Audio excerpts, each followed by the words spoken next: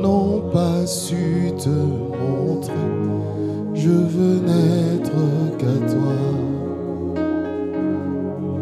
Jésus, je t'aime.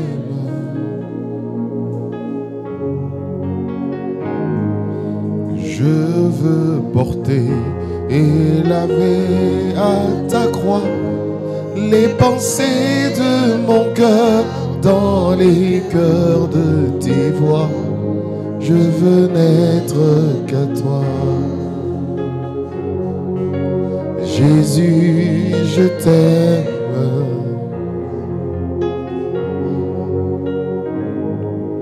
Rien n'est plus beau que ton nom. Rien n'est plus saint que le sang du pardon. Je veux n'être qu'à toi. Jésus, mon roi, reçois la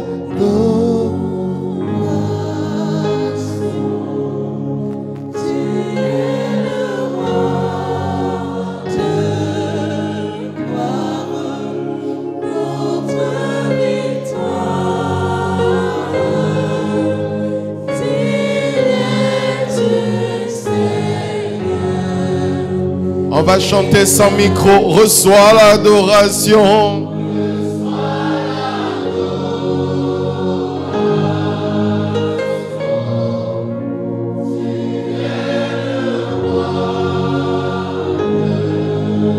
Notre victoire.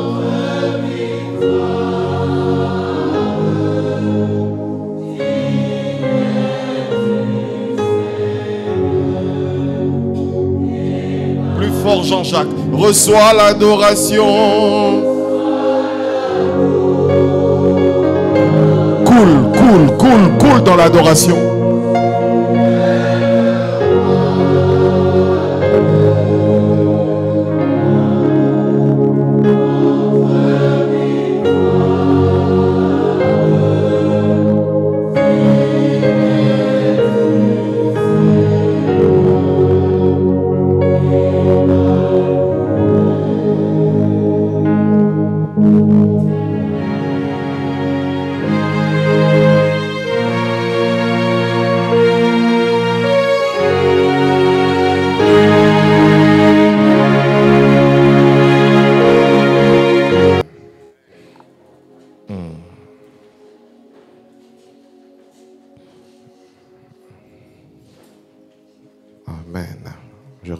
Mon voisin. Dimanche dernier, je devais être chez lui. Il m'avait invité pour une grande activité. Je n'ai pas pu être là parce que j'ai 3 fonctions maintenant. Je suis un nouveau papa. Donc,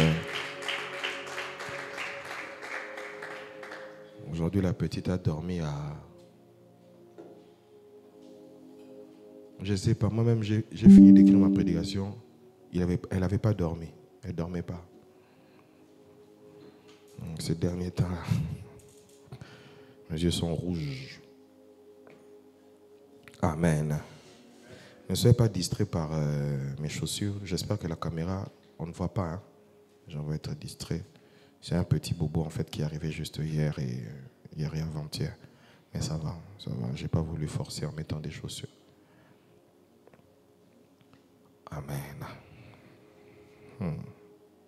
Le Saint-Esprit me dit de dire à quelqu'un, tu dois être présent dans la présence de Dieu. Il est possible que dans la présence de Dieu que tu sois absent. Tu dois être présent. Amen. Et pour ceux qui ne m'ont jamais vu travailler dans la puissance, je travaille dans la puissance. Et de plus en plus, je travaillerai dans la puissance. Si tu es mal à l'aise, gloire à Dieu. Justement, le Saint-Esprit vient aussi pour nous mettre mal à l'aise. Une église où tu es toujours à l'aise, je t'assure, ce n'est pas l'église de Dieu. Parce que l'église doit te mettre mal à l'aise sur ton péché, sur ton comportement, sur ton caractère, sur ta vie de prière, sur ta vie de spirituelle. Quand tu es toujours à l'aise, il y a un sommeil spirituel.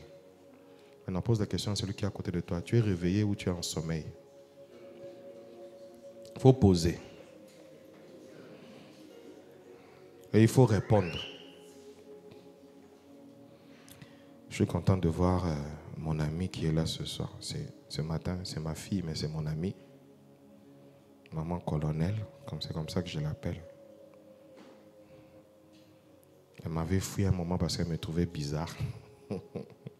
Je suis content de te voir ce matin.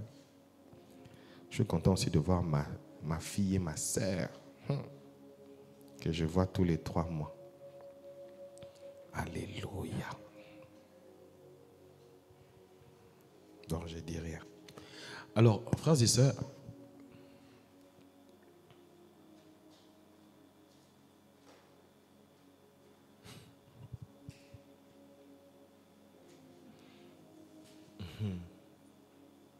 prêchons. Ce matin, je voudrais vous parler pendant quelques minutes sur... je ne serai pas très long. En fait, je n'avais même pas prévu d'être long. Des fois, nous pensons que venir à l'église, il faut que le prédicateur prenne 1h30, 2h. C'est aussi de la religion. Ce matin, je voudrais vous parler de quelque chose qui nous frustre beaucoup. Parmi les 10 raisons de pourquoi nous sommes frustrés après la prière au nom de Jésus. Et ce matin, je voudrais vous dire seulement quelque chose. La raison fondamentale pour ceux qui sont chrétiens, parce que ce message concerne ceux qui ont reçu Jésus-Christ dans leur vie. Ça ne concerne pas tout le monde. Parce que des fois, dans les assemblées, nous prêchons pour tout le monde, sans oublier que parmi nous, il y a peut-être des gens qui n'ont jamais reçu Jésus. On ne met pas l'onction sur un païen. La Pentecôte est venue d'abord dans la chambre, avant de se manifester en dehors. Le problème, c'est que l'Église, aujourd'hui, nous avons, pas falsifié, mais nous avons inversé beaucoup de choses. Inversé beaucoup de choses. La chambre haute était fermée. C'est pourquoi le feu est descendu. Aujourd'hui, le feu ne descend plus parce que nos chambres sont ouvertes. Nos retraites sont filmées. Nos moments intimes de prière sont vus. C'est pourquoi le feu ne descend plus. La chambre haute était fermée. C'est pourquoi jeudi, il y a eu un grand feu ici. Jeudi, on a fini le culte à 22h. À 22h. Ça n'a pas été filmé. Il n'y a pas de photo. Ce n'est pas mis. Pourquoi? Parce que tout simplement, Dieu aime aussi les choses cachées, les temps cachés, les temps intimes. Tout ce que l'on présente, ça peut devenir de la com, de la publicité. Tu vas dans un culte, tu présentes. Quand il y a trop de monde, tu présentes. Aujourd'hui, les gens ne présentent même plus les messages, mais ils présentent la foule. Aujourd'hui, qu'est-ce qu'on retient d'un culte? Les gens étaient nombreux. Je ne dis pas ça parce qu'on n'est pas 300, on n'est pas 400. Non. Même quand on sera à 2000, je le dirai. Nous sommes la compassion. On dit. Les gens, aujourd'hui, présentent la foule. Quand on va dans une église, la première chose qui nous frappe à l'œil, ce n'est pas la présence de Dieu, c'est le plein.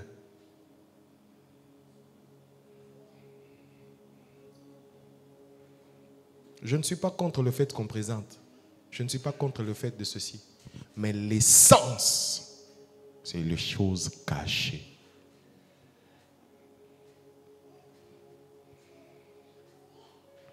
Mon enfant est là, ça fait 2 semaines. Personne ne l'a encore vu. Pourquoi? Parce que tout simplement, un enfant le cache. La gloire de Dieu, des fois, c'est comme un enfant qu'on doit cacher. Nous montrons tout. Tout n'est pas à montrer. Tout n'est pas à montrer.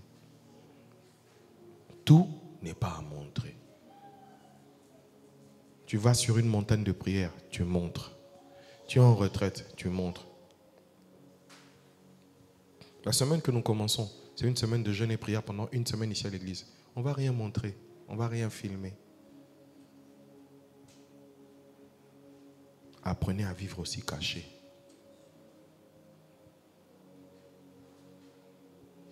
C'est pourquoi les prophètes ne vivaient pas au milieu des hommes. Les prophètes vivaient toujours loin. C'était quelque chose que Dieu avait imposé. Les prophètes devaient vivre loin. Le seul prophète qui a vécu au milieu des hommes, c'est qui? C'est Jésus. Élie sur la montagne. Quand Ésaïe vivait au milieu des hommes, c'était quelqu'un aux lèvres impures.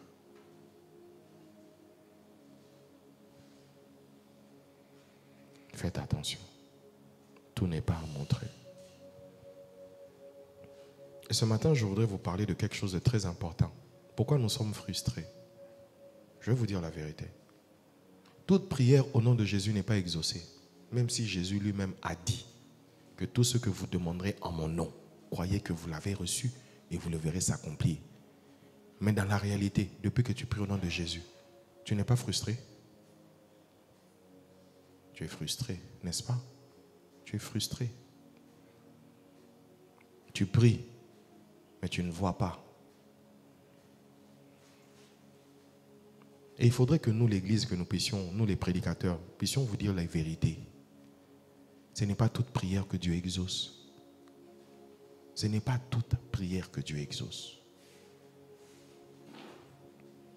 Tu peux prier pendant 10 ans. Au nom de Jésus, tu jeûnes, tu montes sur la montagne. Ce n'est pas que le nom de Jésus n'est pas fort. Ce n'est pas du tout ça. Le problème, c'est quoi? C'est que nous prions, une des raisons que je vous donne aujourd'hui, en dehors de la volonté de Dieu. Nous prions en dehors de la volonté de Dieu. Ce que tu es en train de demander, c'est dans la volonté de Dieu. Vous savez, pendant longtemps, moi j'ai prié, moi j'étais très frustré après le décès de ma mère. J'étais très très frustré. Parce que le temps de prière que j'ai eu, les temps des jeûnes, le temps des veillées que j'ai fait, non, j'étais très frustré. Quand on faisait entrer le corps de ma mère à la morgue, au point où je n'étais pas là, j'étais loin, je voyais de loin, j'étais choqué. Comment une femme qui t'a autant servi, je te demande que tu la guérisses, tu ne la guéris pas. Notre frustration est le fruit d'un manque de connaissance de la volonté de Dieu. Tu souffres parce que tu ne connais pas la volonté de Dieu. Tu pries, tu n'es pas exaucé. Oh non, Dieu n'agit pas, Dieu n'entend pas. C'est faux. Tu ne connais pas sa volonté.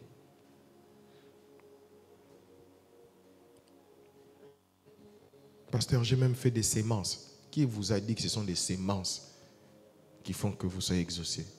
On est exaucé d'abord parce que nous prions dans la volonté de Dieu. Quand vous ne priez pas dans la volonté de Dieu, vous pouvez faire 30 ans, 40 ans, vous serez frustré, très frustré. Alléluia. Un jour, les disciples se retrouvent avec Jésus. Avec Jésus. Ils ont vu les résultats de Jésus. Il dit, mais les disciples de Jean,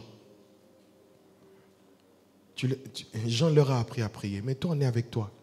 Tu nous apprends à prier. Maître, apprends-nous comment prier. Matthieu 6, versets 9 à 10. La Bible dit, Jésus leur dit, voici comment vous devez prier. Notre Père céleste, que la sainteté de ton nom soit respectée. Que la sainteté de ton nom. La prière du Notre Père n'est pas une récitation. C'est un modèle parfait de prière. Mais il finit en disant, il continue en disant, que ton règne vienne et que ta volonté soit faite sur la terre comme au ciel. On se limite là. Que ta volonté soit faite sur la terre comme au ciel. Avant qu'il ne demande le pain quotidien, avant qu'il ne demande la guérison, avant qu'il ne demande autre chose, la première des choses qui sort de la bouche de Jésus, c'est de dire que ton règne vienne et que ta volonté soit faite sur la terre comme au ciel. Est-ce que nous prenons encore le temps de vraiment de demander la volonté de Dieu? Est-ce que tu connais la volonté de Dieu, toi qui pries pour le mariage? Quelle est la volonté de Dieu? Toi qui pries pour le travail, quelle est la volonté de Dieu en ce moment-ci? Dans la saison dans laquelle tu te trouves, quelle est la volonté de Dieu? Nous ressortons frustrés parce que nous pensons que Dieu agit en fonction de nos caprices. Non, Dieu ne répond pas à nos caprices. L'enfant chéri de Dieu est mort. Pas pour que nous puissions devenir des capricieux spirituels. Non. Mon enfant veut aussi une voiture. Est-ce que même si j'ai des milliards, je vais lui donner cette voiture? Je ne vais pas la lui donner. Pourquoi? Parce que ce n'est pas d'abord dans la volonté. De la même manière que nous agissons avec nos enfants, sachez ceci, de la même manière, Dieu agit avec nous. Les chocolats sont des bonnes choses, mais quand ce n'est pas ta volonté, tu ne lui donnes pas. Le mariage, c'est une bonne chose, mais quand ce n'est pas la volonté de Dieu, il ne te la donne pas. Tu peux te battre comme tu veux. Fais ce que tu veux. Prie, jeûne. À moins que tu quittes sa volonté pour faire ce que tu veux. C'est sa volonté. Avant de prier pour une chose, la première prière à faire, c'est de rechercher la volonté de Dieu. C'est de rechercher la volonté de Dieu. Vous devez rechercher la volonté de Dieu. Nous devons rechercher la volonté de Dieu en cette saison. Qu'est-ce que Dieu veut? Qu'est-ce que Dieu veut? Qu'est-ce que Dieu veut pour toi? Qu'est-ce que Dieu veut pour toi? Qu'est-ce que Dieu veut pour toi? Je vais vous raconter une histoire. On vient de dire à Jésus que Lazare est mort. Lazare est malade. On sait qu'en disant que Lazare est malade, il va aller pour guérir Lazare. Mais comment Lazare est malade? Toi, tu as l'onction de guérison. On sait que tu guéris les malades, mais tu te déplaces même pas pour guérir. Frère, si Jésus était allé pour guérir Lazare, je vous assure, peut-être, je crois, sincèrement, parce que ce n'était pas dans la volonté de Dieu qu'il soit guéri, Lazare ne serait pas guéri.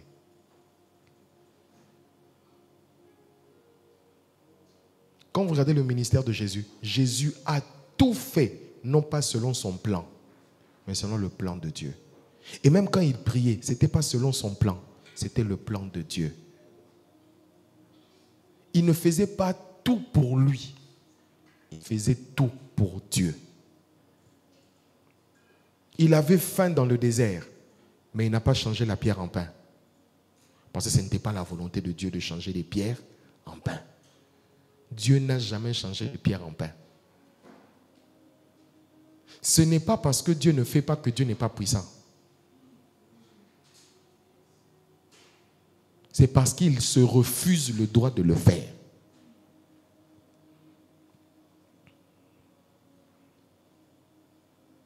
Seigneur, ça fait 2 ans que je te prie. Est-ce que c'est dans sa volonté? C'est dans sa volonté. Ça fait 2 ans que je te cherche pour ce dossier-là, pour le dossier-là, pour le dossier-là, pour le dossier-là. Et une chose, quand nous venons devant Dieu, je vous assure, chacun de nous a déjà une partie de sa solution en tête. Seigneur, je veux que tu me donnes l'argent, mais tu sais déjà que quelqu'un t'avait promis. Oh, je veux, Seigneur. En réalité, quand tu demandes l'argent, tu dis non. Tu es en train de pousser ton psychique à vouloir le convaincre, l'autre là, à te donner l'argent. Seigneur, quand tu vois un garçon, tu dis, oh Seigneur, je voudrais me marier. En réalité, tu n'as pas vu l'homme de ta vie, mais tu veux te marier à quelqu'un que tu as vu, mais qui n'est même pas dans la volonté de Dieu. Le plus grand problème que nous avons dans les églises, c'est ça. C'est que tu apprécies, que tu veux faire entrer dans ta destinée. Est-ce la volonté de Dieu ou non? Est-ce la volonté de Dieu? Faites attention. Vous risquez d'être frustré parce que le premier point, Dieu est ton Père, oui. Tu te sanctifies, oui. Mais il y a une chose que tu ne fais pas. Tu ne recherches pas sa volonté.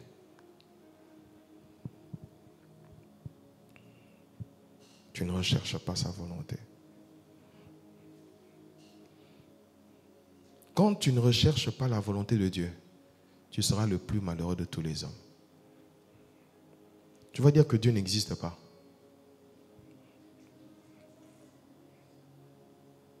Frère, j'ai douté de la puissance de Dieu quand ma mère est décédée. Hein. J'ai douté. Hein. J'avais une crise en moi terrible. Je disais, Dieu, il a décidé de ne plus ressusciter les morts. C'est ce que je m'étais dit. Hein. Il y a des choses qui sont mortes en toi. Non pas parce que Dieu les a tuées, parce que ta frustration les a tuées. Ah, ceci. Laissez Dieu faire. Non. Laisser Dieu faire, c'est être en insécurité. Le manque de connaissance de la volonté de Dieu se démontre par notre frustration et par notre manque de confiance.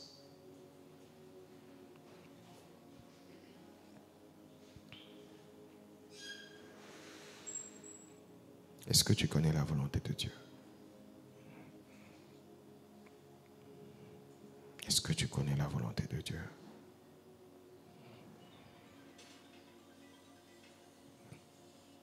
Est-ce que tu connais la volonté de Dieu?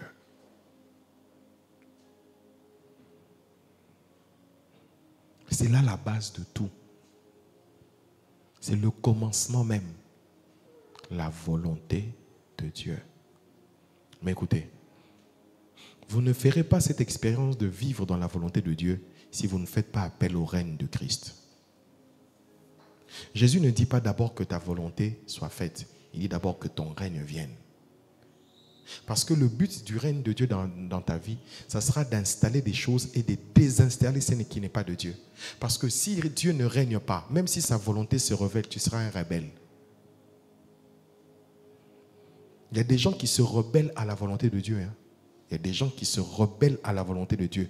Tout simplement parce que Dieu ne règne pas. Quand Dieu ne règne pas, Dieu te parle, tu dis c'est le diable qui m'a parlé. Comment quelqu'un qui a une onction comme Jésus, il ne fait que 3 ans de ministère et il va mourir.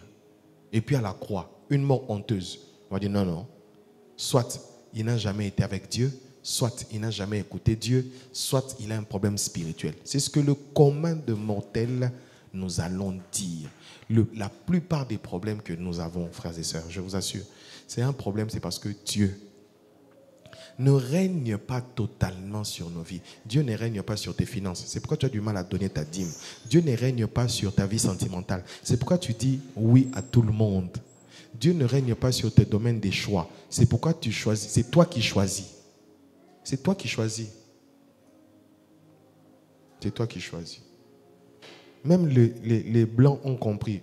Aujourd'hui, on utilise GPS. Ils te montrent même que cette route-là, elle est... Il y a beaucoup de bouchons. Prends la droite. Non.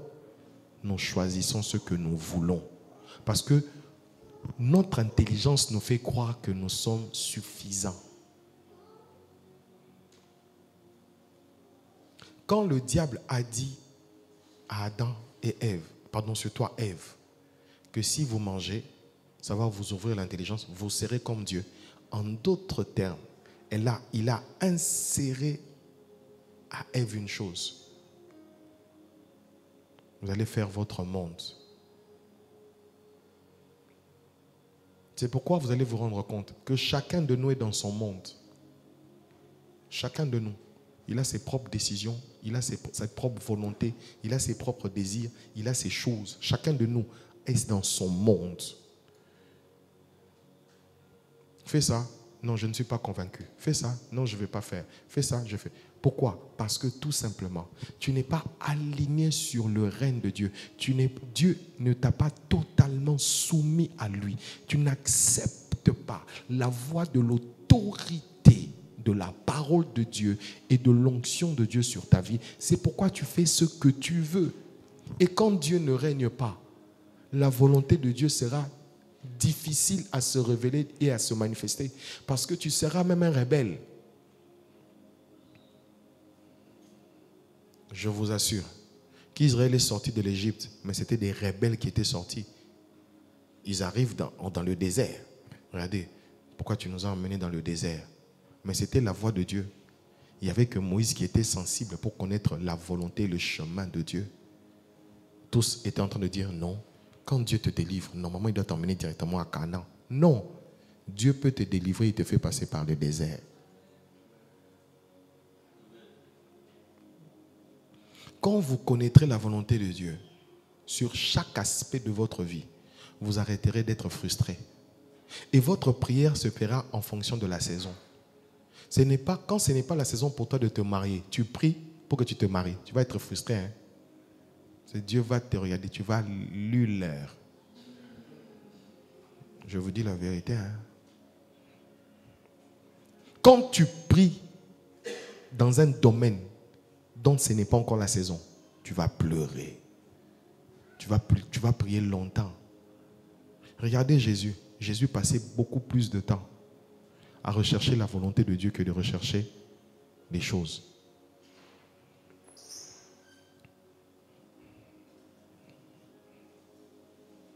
La volonté de Dieu, j'en parlerai vraiment.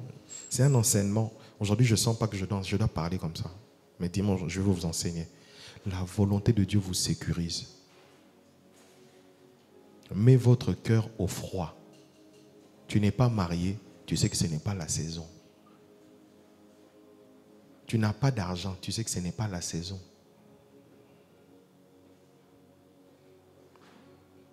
Hier, il y a un chauffeur, il y a un taximène qui m'a pris. Et quand je suis entré, j'ai senti beaucoup de lourdeur spirituelle dans la voiture. Et je lui dis, mon cher ami, tu dois sortir de ce souci. Hein. Tu vas tomber malade. Il me dit, pasteur, il me dit, mon frère, monsieur, c'est dur. J'ai dit, je sais que c'est dur pour toi. Mais en réalité, il pense qu'il a besoin des solutions pendant qu'il a besoin de Dieu. Et je lui ai dit, le plus grand pauvre du monde, ce n'est pas celui qui manque à manger, c'est celui qui manque Dieu. Ouais. La première volonté de Dieu que vous devez connaître, c'est d'avoir Dieu lui-même.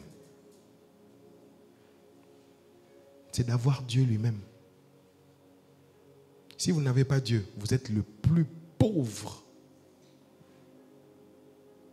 La Bible dit, si c'est dans ce monde-ci que vous croyez seulement en Christ, alors vous êtes le plus malheureux de tous les hommes. La foi ne te donnera pas que des millions. La foi ne te donnera pas que des miracles. La foi ne te fera pas seulement d'un homme grand. La foi ne fera pas seulement que tu montes. La foi, non. La foi fera aussi des fois que tu passes par le désert. La foi fera que tu manques. La foi fera des moments que tu pleures. La foi fera aussi un moment. C'est la foi, c'est toujours la foi.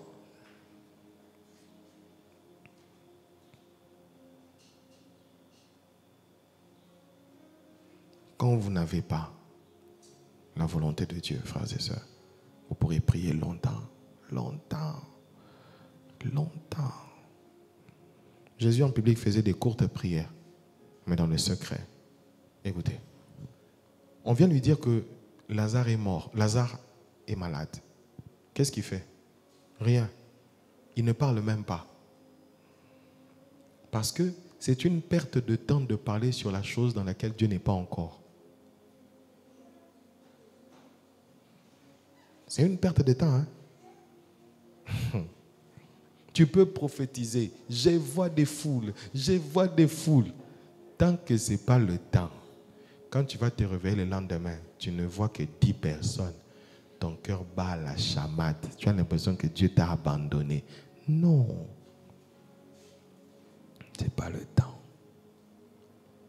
Ce n'est pas le temps.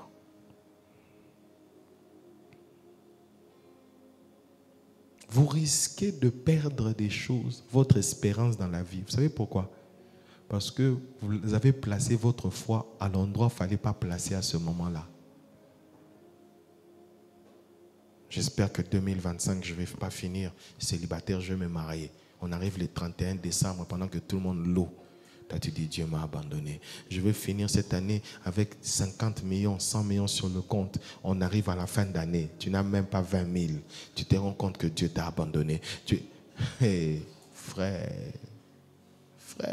si vous ne connaissez pas la volonté de Dieu, je vous assure, vous allez pleurer. La Bible dit, malheur aux enfants rebelles qui prennent des résolutions sans consulter ma volonté, afin d'accumuler péché sur péché. La plupart des personnes qui ne marchent pas dans la volonté de Dieu sont dans les péchés. Oui, oui. Tu vas vouloir avoir de l'argent par tricherie, par fraude, parce que tu n'en as pas par la voie normale. Or, pour le temps, ce n'est pas le temps pour toi que Dieu te donne des millions. Mais il est possible que tu obtiennes des millions par la tricherie, des millions par le vol, des millions par l'escroquerie. C'est de la même manière que le diable avait proposé la gloire et l'onction de tous les royaumes à Jésus dans le désert. Le diable lui-même, Jésus a prié Dieu, mais le diable s'est proposé.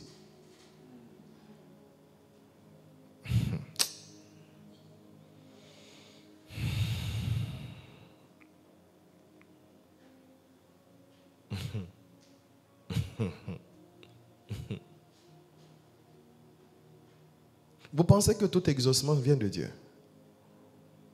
Le diable peut venir. Le diable peut venir. Tu pries pour le mariage comme ça, il y a un gars frais, un pain croustillant qui est devant toi.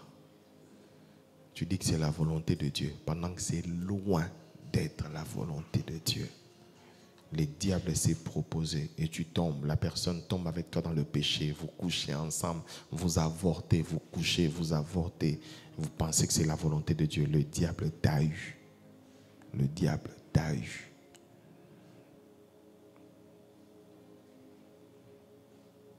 Le diable fait deux choses dans le monde. Un, ne pas vouloir que les gens soient avec Dieu en Christ. Et deux, quand vous êtes en Christ, il se propose des exaucements pendant qu'il sait que Dieu va travailler sur votre patience, votre brisement. Lui n'a pas besoin de travailler sur votre brisement ni votre patience. Il va venir vous donner. Il va vous donner. Je vous dis la vérité. Si cette église avait 1000 membres aujourd'hui, je serais l'homme de Dieu le plus perdu. Je serais très orgueilleux. Oui. Parce que des fois,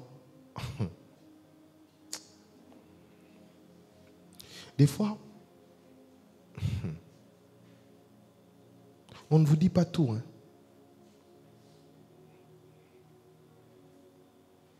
Tu sais, la véritable prière commence à quel moment?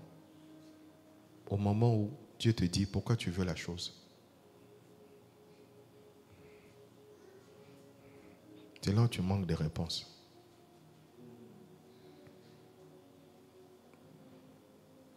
J'étais dans un moment de prière. Dieu me pose la question. Pourquoi tu veux ça? Pourquoi tu veux une grande église?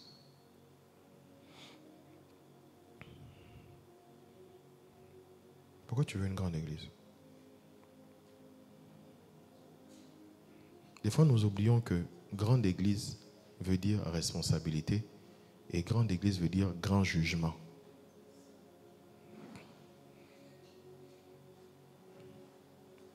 Tu veux seulement avoir les gens que tu vois tous les dimanches, tu mets sur les photos sur Facebook. Qu'est-ce que tu veux?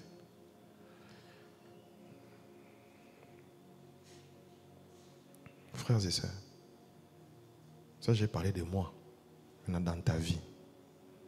Pourquoi tu vas avoir seulement ce pain croustillant là? Si moi Dieu me donne seulement 2 millions, pourquoi tu vas avoir seulement 2 millions? Pourquoi tu vas avoir 2 millions? Pourquoi tu vas avoir 500 000?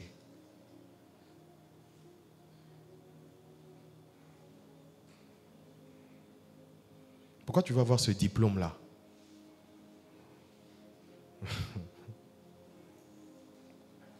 Quand vous priez Dieu, Dieu voit deux choses.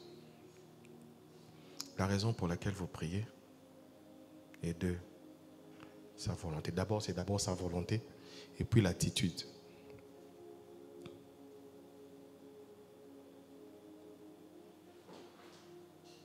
Être en bonne santé, c'est la volonté de Dieu. Mais pourquoi tu dois être en bonne santé?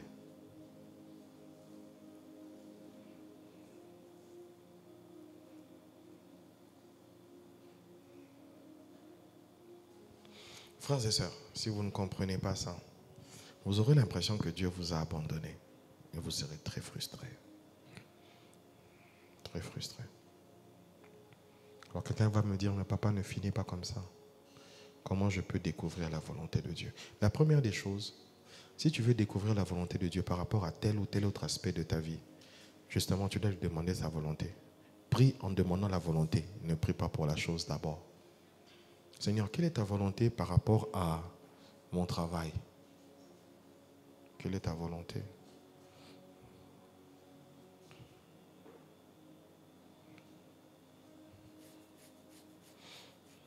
Peut-être qu'en ce moment, Dieu veut que tu fasses telle affaire. Mais toi, tu as un background de telle affaire. Si tu te concentres sur cette affaire-là, tu es dans l'échec. Parce que la volonté de Dieu, Dieu sait que là où tu vas, il y a de l'échec. Dieu veut t'emmener sur un sentier à lui. Mais toi, tu as choisi ta voie parce que tu es trop intelligent. Tu es trop intelligent. Et quand tu vas là, tu échoues lamentablement. Tu es brisé dans ton domaine d'expertise. Oui, je sais ce que je dis. Hein. Je sais ce que je dis. Le jour où Jean-Michel Tchatchouang va écrire son livre, vous allez comprendre. Dieu ne vous appelle pas forcément dans les domaines dans lesquels vous êtes fort.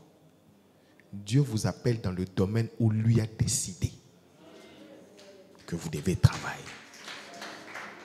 Parce que c'est là où Dieu...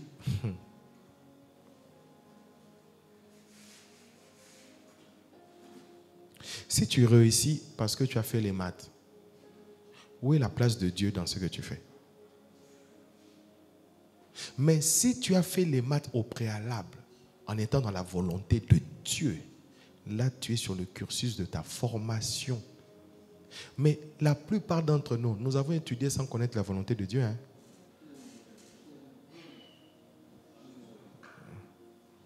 La plupart d'entre nous, et vous allez vous rendre compte, la plupart d'entre nous, aujourd'hui, nous sommes dans des domaines dans lesquels nous n'avons jamais rêvé.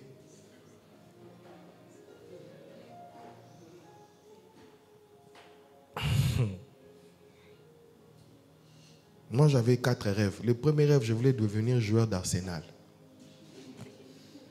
Même Ligue 1 de Côte d'Ivoire, je ne suis même pas entré. Deuxième rêve, je voulais devenir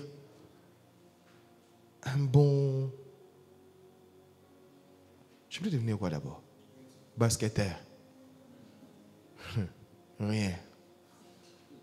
Je voulais devenir aussi médecin. Moi, j'avais commencé fac médecine. Ma première fac médecine.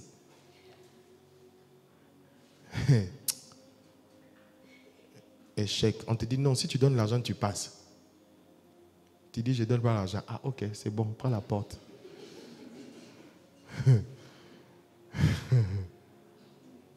Quand j'ai fini, j'ai dit, bon, je vais devenir informaticien. Moi, je suis le fruit de la volonté de Dieu. Vraiment, vraiment. Je suis allé faire informatique. C'est là où Dieu me dit, je comprends et ton souci et les soucis de ta famille. Je vais te récupérer après. Fais d'abord ton truc là d'informatique là. Travaille. Maman reine savait déjà, avant qu'on se marie, qu'on allait servir Dieu à l'étranger. Avant même que je n'arrive à la compassion, je savais que j'allais servir Dieu à l'étranger.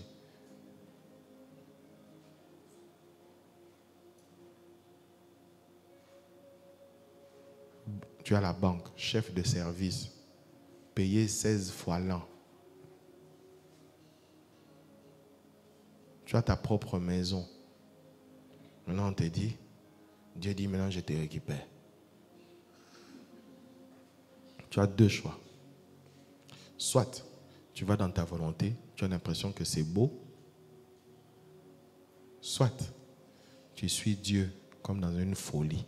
Parce que ce que moi j'ai fait, ça s'appelle une folie. Et je me suis rendu compte, frères et sœurs, que si vous allez et vous priez en dehors de la volonté de Dieu, vous allez pleurer. Plusieurs choses que vous perdez même quand vous priez Ce ne sont pas des choses que vous devez avoir dans la volonté de Dieu. Tu as prié pour un garçon. Tu as prié Goumin Gospel. Oui, oui, oui, oui. Et je prie pour toute personne qui est dans une relation ici. Tu es fiancé, tu as un ami qui n'est pas dans la volonté de Dieu. Que Dieu brise ça.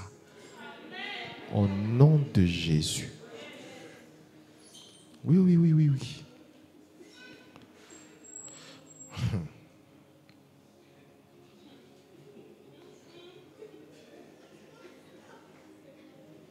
Tu veux pleurer aujourd'hui ou tu veux pleurer pour toujours? Va demander aux gens qui pleurent aujourd'hui dans leur mariage. Si tu me demandes de divorcer, je dis reste là-bas. Tu vois que c'était le paradis est devenu l'enfer. Quand vous connaissez la volonté de Dieu, personne ne va vous intimider. Personne ne va vous intimider. Même si on vous présente l'or, on vous présente quelque chose. La femme de Potiphar, hein? Le chef de Joseph, c'était qui? Potiphar. La femme de Potiphar propose à Joseph un salaire puis son corps.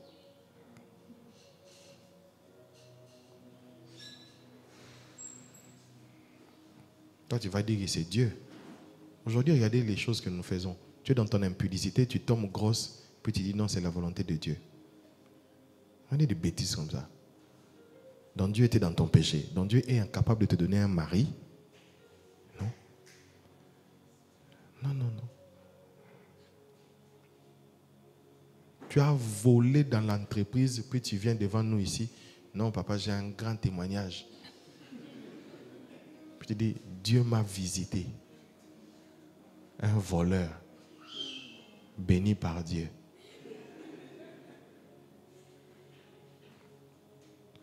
Ceux qui ne sont pas dans la volonté de Dieu pêchent beaucoup. Et à la fin, ils disent, c'est Dieu qui a donné. Regardez, il y a une phrase que nous utilisons maintenant dans le deuil. C'est Dieu qui a donné, c'est Dieu qui a repris. Et c'est Dieu qui a déjà dit ça. C'était la connaissance de Job qui lui fait dire des choses. Ce n'était pas Dieu qui avait repris, c'est le diable qui avait tué.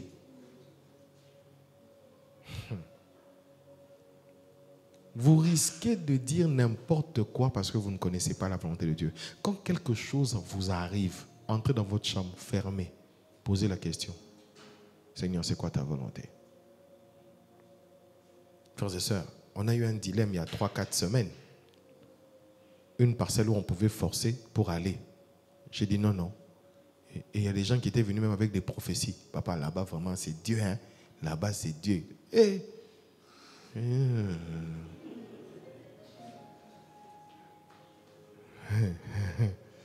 Moi, les prophéties des gens là, la Bible dit examiner.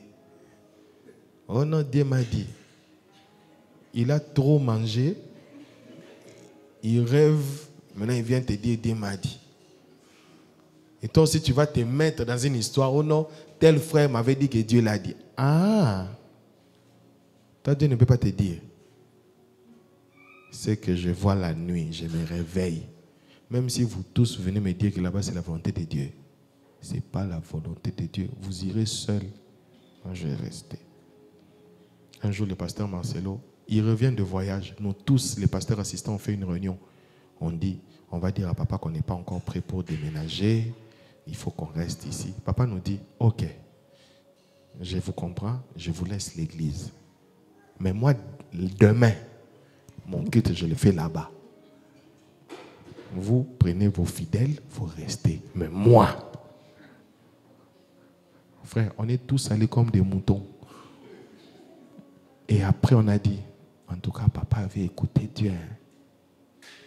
Cette fois-ci, il a aussi dit, nous déménageons. Vous avez vu la vidéo, non? Nous déménageons. Chacun prend sa chaise, nous déménageons. Est-ce que le temple est fini? Non. Est-ce que c'est fini? Non. Mais il a dit quoi? Nous déménageons. Parce que quand Dieu parle, ça ne veut pas dire que ce que tu verras sera parfait.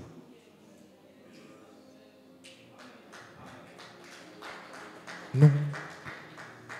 Nous avons... En fait, quand Dieu te parle, il te parle comme un architecte qui te dit, ici, il y aura 4 immeubles. L'architecte a déjà vu 4 immeubles, 6 ascenseurs, 10 trucs. Il a vu, pendant que toi, tu ne vois rien. Alors toi, quand tu arrives, tu dis, non, ça ne peut pas être ici. Non, ici, je ne vois même pas 4 immeubles. Mais donc... Si Ismaël se réveille aujourd'hui pour regarder ce qui est devenu Dubaï, il va dire, ouais. La Bible dit, il rendra les pays habitables. Les pays devenus habitables. Tout le monde veut aller à Dubaï. Qui veut aller à Dubaï ici? Je t'offre les billets. Qui veut? Ah, maintenant c'est tout le monde. Frères et sœurs, quand vous ne connaissez pas la volonté de Dieu, vous allez tâtonner, même en plein midi. Vous allez tâtonner. Pourquoi les gens vont d'église en église? Parce qu'ils ne connaissent pas la volonté de Dieu aussi. Pourquoi les gens écoutent tous les prédicateurs? Parce qu'ils ne connaissent pas la volonté de Dieu. Moi, je n'écoute pas tout le monde. Et j'aime ce que le pasteur Yvan a dit cette semaine à la Cité Royale. Les enfants de Dieu écoutent tout le monde. Tout le monde qui se dit prophète, on écoute. Tout le monde se dit apôtre, on écoute. Tout le monde se dit évangéliste, on écoute. Vous écoutez tout le monde. C'est pourquoi vous avez des diarrhées spirituelles, des constipations spirituelles. Non, un jour tu vas prier sur une jambe. Pourquoi? Parce que tu entends trop. Sans connaître la volonté de Dieu. Dieu veut avoir une relation particulière avec toi. Et cette relation passe par le fait qu'il veut lui-même te dire sa volonté par rapport à un dossier que tu traverses. Et si tu dois apprendre la volonté de Dieu par un autre, ça va être une confirmation. Quand le pasteur te dit non, j'ai vu que ceci, ça veut dire que ce n'est pas une nouveauté pour toi. Ça doit être une confirmation pour toi. Peut-être une confirmation. Si on vous dit des choses nouvelles, comment vous êtes sûr que c'est Dieu qui vous a parlé? Il y a une famille, on vient leur dire que Dieu nous a dit que vous allez voyager et tout et tout. C'était des amis du pasteur, de l'apôtre. Ils ont pris tous les biens. Ils ont vendu. Ils n'avaient pas encore les visas. Ils ont vendu. Ils ont cherché visa. Visa les a cherchés. Refus. Maintenant, vous avez vendu meubles. Vous avez vendu voiture. Vous avez même vendu habits. Parce que quand on se prépare pour le voyage, vous avez des malles, mais tu vas aller avec une valise de 23 kilos. Vous avez tout vendu, tout perdu. Qu'est-ce que vous faites? Ne faites rien sans la volonté de Dieu. Comment découvrir la volonté de Dieu? 1, comme je dis, prier. 2, prier avec la Bible ouverte. La parole de Dieu vous fait découvrir la volonté de Dieu. La parole de Dieu. Vous pouvez éviter beaucoup de choses si vous lisez la Bible. Et si vous la lisez, non pas pour prêcher, si vous la lisez pour vous. Le problème, c'est que vous ouvrez la Bible pour nous dire vos révélations. Moi, Dieu me parle beaucoup maintenant quand je lis. Il me dit, ouvre tel passage, j'ouvre. Qu'est-ce que tu comprends? Je comprends ceci. Qu'est-ce que tu comprends? Je comprends ceci. Je prends un exemple. J'étais en train de prier. Le Seigneur me dit, ouvre la Bible, Luc 4. Je lis. Luc 4, je lis. Il me pose la question, qu'est-ce que tu as compris? J'ai dit, non, Jésus a beaucoup prié pour avoir l'onction. Il me dit, relis. Il me dit, non, Jésus a beau. Il me dit, tu n'as pas compris finalement. Relis. Je relis. Mes yeux s'ouvrent. Maintenant, il me parle. C'est quand la parole de Dieu vous ouvre les yeux par l'esprit qu'il maintenant il vient vous parler.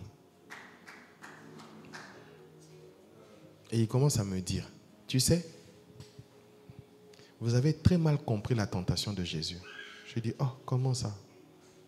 La Bible dit que l'esprit le poussa dans le désert. Pourquoi l'esprit le poussa?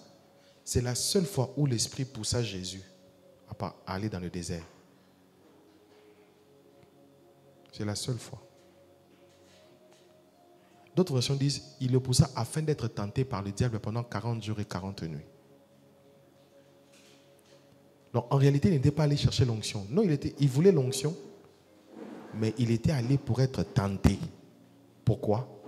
Parce que les choses qu'il demandait en tant qu'homme devaient obligatoirement passer par un test de brisement et de mort en soi.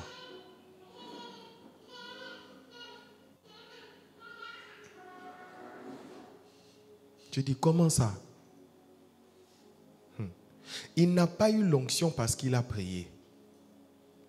Il a eu l'onction parce qu'il a refusé. Il me l'explique. Je dis, je ne comprends toujours pas. Il me dit, le diable est venu lui proposer la gloire des royaumes. Seulement s'il se prosterne. Et il me dit, il y a certaines choses que vous n'aurez pas parce que vous avez parlé. Il y a certaines choses qui sont tellement élevées pour les avoir. Ça demande le constat d'une mort. Ce n'est plus votre bouche qui parle. Votre mort doit certifier que si ça vient sur vous, ça ne vous tue pas. S'il y a certains niveaux de gloire, si ça ne vous trouve pas mort, quand ça vient, ça va vous tuer. Il faudrait que la gloire te trouve mort pour que la gloire ne te tue pas. Et le diable lui dit, si tu es le fils de Dieu, c'était le fils de Dieu, mais le fils de Dieu qui a refusé de tomber dans les chantages du diable, change la pierre en pain. Ce n'était pas seulement une tentation, c'était vouloir titiller son orgueil intérieur, montrer que, moi aussi je suis fils de Dieu, non, je dois faire. Oui, il avait l'onction, il est déjà fils de Dieu, mais il ne fait pas. Un fils de Dieu qui est capable de dire non, parce que ce n'est pas dans la volonté de Dieu. Il est mort en lui. Un fils de Dieu qui a dit non, ce n'est pas ma femme, je ne la touche pas. Un fils de Dieu qui ne change pas la pierre en pain. La deuxième tentation, c'est la tentation pour laquelle il était monté. C'est-à-dire la gloire. Il dit, je te donnerai la gloire des royaumes de la terre. Il dit, je ne prends pas. On adorera. Pourquoi? Parce qu'il y a certaines prières. Je vais vous dire la vérité. Tout n'est pas que prière. Il y a certaines choses pour l'avoir, ta prière est une adoration. Ce que tu demandes, son exaucement se retrouve dans un niveau d'adoration, pas dans un niveau de prière. C'est-à-dire qu'il dit, je te donnerai. Pourquoi? Parce que lui, il avait demandé, mais il dit, je te donnerai. Et Jésus lui répond, on n'adore que Dieu. C'est-à-dire que ce que tu demandes n'est pas seulement une question de jeûner 40 jours. C'est un niveau d'adoration, un niveau de soumission. Et l'adoration que Dieu m'a parlé cette nuit-là, le Saint-Esprit m'a dit clairement, ce niveau d'adoration s'appelle la mort.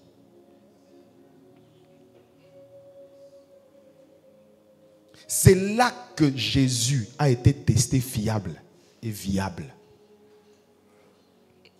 Si tu acceptes, si tu refuses de prendre la gloire du diable, c'est alors que tu accepteras de monter sur la croix. C'est là où Jésus a certifié à 100% au Père. La confiance que tu as sur moi, ce n'est pas en vain. La voix qui s'est fait entendre dans l'eau a été certifiée dans le désert.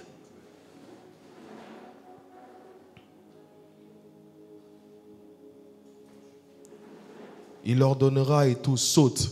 Il ordonnera à tes anges que ton pied ne se heurte pas. Qu'est-ce que je veux dire par là? Ce que vous demandez à Dieu, vous n'êtes pas exaucé. Parce que des fois, nous demandons des choses trop hautes qui ne requièrent pas seulement des longues heures de parler. Ça requiert un niveau de mort en soi. Où ta vie elle-même devient comme une bougie qui brûle. Ta vie devient liquide. Tu demandes le succès, mais si le succès vient, tu vas mourir. Mais regardez, Luc chapitre 5, la Bible dit, Jésus était en train de prêcher partout. Sa renommée s'accroissait. J'aime ce que le verset, je crois 16 dit, si je ne me trompe pas. Et lui, virgule, se retirer dans les déserts afin de prier et de jeûner. La première fois, il a été poussé. Mais les prochaines fois, c'est lui qui va. Parce que il a compris la volonté de Dieu. Qu'il y a certains niveaux, pour maintenir le niveau, pour vivre cette gloire, tu as besoin tout le temps de rentrer dans le désert. Pourquoi? Parce que dans le désert, il n'y a pas d'acclamation. Dans le désert, il n'y a pas de... Il y a des déserts, tu ne vas pas entendre. Quand on dit là-bas, il est grave, tu n'entends pas. Quand on dit là-bas qu'il est fort, tu n'entends pas. Tu es dans le désert. Il a voulu maintenir sa mort en restant dans le désert, en ne voulant pas suivre les acclamations qui se passaient. Pendant que sa renommée grandissait, lui aussi, sa vie spirituelle s'accroissait en mort. Il y a des niveaux d'exaucement. Pour y aller, il faut être mort.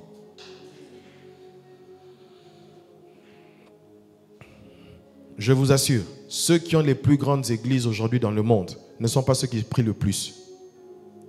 Je vous assure, hein, elles ne prient pas le plus. Ceux qui sont les plus riches chrétiens ne sont pas ceux qui prient le plus.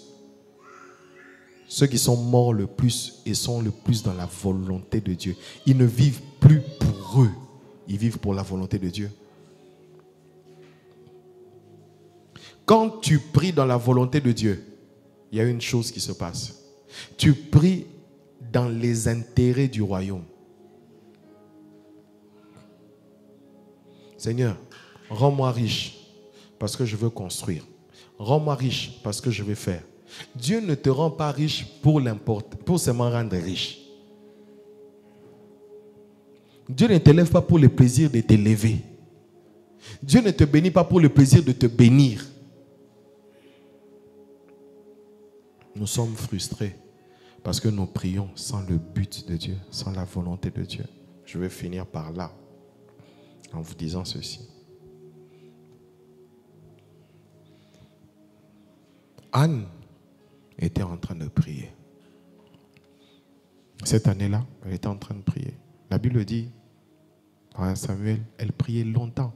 Elle resta longtemps devant Dieu. Elle était en train de prier. Et malheureusement, le sacrificateur n'avait pas compris pourquoi elle restait longtemps. Parce qu'elle ne faisait que remuer ses lèvres. Elle parlait dans son cœur. Et c'est même la troisième raison de comment découvrir la volonté de Dieu. C'est de prier par l'Esprit. Prier par l'Esprit. Et dans Ephésiens 6, 18, la Bible dit quoi? Faites en tout temps des prières par l'Esprit. Et la Bible dit dans Romains, je crois 9 ou 8, que nous devons faire quoi? Nous devons prier par l'Esprit. Attendez, on va bien lire ça.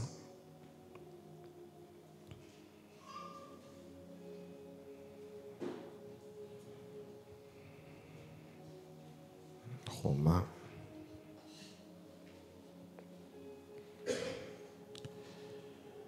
Romains, je crois 8 ou 9. 26 à 27, Romains 8. De même aussi, l'Esprit nous aide dans notre faiblesse. Frère, quand tu pries et tu sautes là, pour l'Esprit, c'est la faiblesse. Quand tu es plein de vigueur, là tu pries pour l'Esprit. Tant que tu n'as pas encore migré en esprit, c'est la faiblesse. Et de même aussi, l'Esprit nous aide dans notre faiblesse, car nous ne savons pas ce qu'il nous convient de demander. Ce qu'il nous convient de demander dans nos prières. Mais l'Esprit lui-même intercède, l'Esprit lui-même par des soupirs inexprimables. Et celui qui sonde les cœurs connaît quelle est la pensée de l'Esprit. Parce que c'est selon Dieu qu'il intercède en faveur des saints. Priez par l'Esprit. C'est sur Anne maintenant que je reviens. Anne a prié longtemps. Elle a pleuré longtemps. Mais malgré qu'elle a prié longtemps, elle a pleuré longtemps, elle n'avait pas eu d'enfant. Elle n'avait pas eu d'enfant. Et c'est là aussi le Saint-Esprit, une nuit, m'explique comment Anne a prié. Il me dit, quand vous priez, vous êtes comme des hommes qui ont la force de nager. Mais plus vous nagez, vous ne voyez pas la fin. Qu'est-ce qui vous arrive? commencez à s'épuiser. Et plusieurs sont comme ça ici. Vous êtes en train de prier pour des choses, vous êtes épuisés. Et quand vous êtes épuisé, qu'est-ce qui vous arrive? Vous commencez à vous noyer.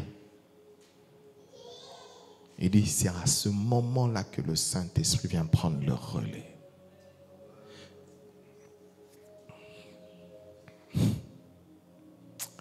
Autre, comment je peux expliquer ça? Quand tu pries, tu es encore fort. Hey,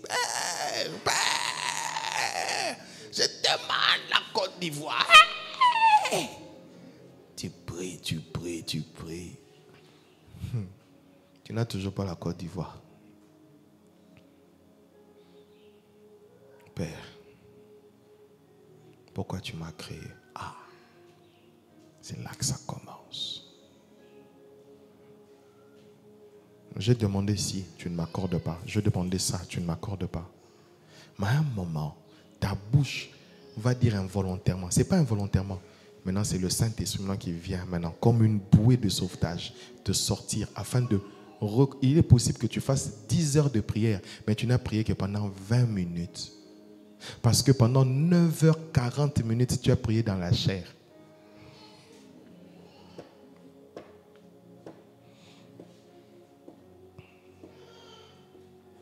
Je me souviens, je suis allé chez une dame. J'arrive pour prier, c'était un samedi. Je dis, Dieu me dit, ne prions pas pour ça, rendons grâce pour ce qu'il a déjà fait. Et c'est arrivé comme j'avais dit. Pas comme j'avais dit, comme l'Esprit avait dit dans ma bouche. Pourquoi? Parce que quand vous priez, vous pouvez demander, Seigneur, je veux l'argent, je veux l'argent, je veux l'argent. Pendant que la Bible dit, faites en tout temps, pas un moment, en tout temps, des prières par l'Esprit. Peut-être que cela a été déjà débloqué dans le compte du ciel. La meilleure manière de l'avoir, ce n'est pas de demander l'argent. La meilleure manière de demander en tout temps par l'Esprit, tu rends grâce. Tu n'as rien vu, mais tu rends grâce. Un homme qui est dans la volonté, quand il prie, tu sens l'Esprit te dire maintenant, rends grâce. Oh, merci Seigneur. Tu commences seulement, merci Seigneur. Et tu vas sentir que tu ne prends pas beaucoup de temps. Tu voulais prier pendant 3 heures, mais tu rends grâce pendant 20 minutes. Oh, merci Seigneur, tu as fait. Tu as vu? Non. Tu as senti? Non. C'est l'Esprit qui t'a conduit. Et c'est comme ça, quand tu es fatigué de prier, je veux prier. Toujours prier. C'est pourquoi il te laisse t'épuiser. Un homme qui a beaucoup de force n'est pas sauvé. Il risque même d'être entraîné dans l'eau, dans la noyade. Mais quand il s'abandonne, c'est là qu'on peut le sauver. Tu sais pourquoi tu es frustré? Parce que tu ne pries pas par l'Esprit. Parce que quand tu pries par l'Esprit, c'est pourquoi l'apôtre Paul dit, je prie en langue plus que vous. Donc ça dit, Paul faisait peut-être le 3,5 sur 4 temps en priant en langue. Parce que la Bible dit, nous ne savons pas. Toi qui refuses de prier en langue là, fais-o. On va voir. Mais nous qui aimons parler en langue là, nous savons que des fois, tes mots sont limités. Ta langue est limitée. Tu ne sais pas comment demander vraiment. Tu ne sais pas. La Bible dit, nous ne savons pas comment nous devons demander. Comment? La Bible dit, il nous convient. C'est-à-dire qu'il y a des choses que nous demandons qui ne sont pas convaincantes. Parce que ce qui convient est convaincant. Quand tu pries par l'Esprit, tu es convaincant devant le Père.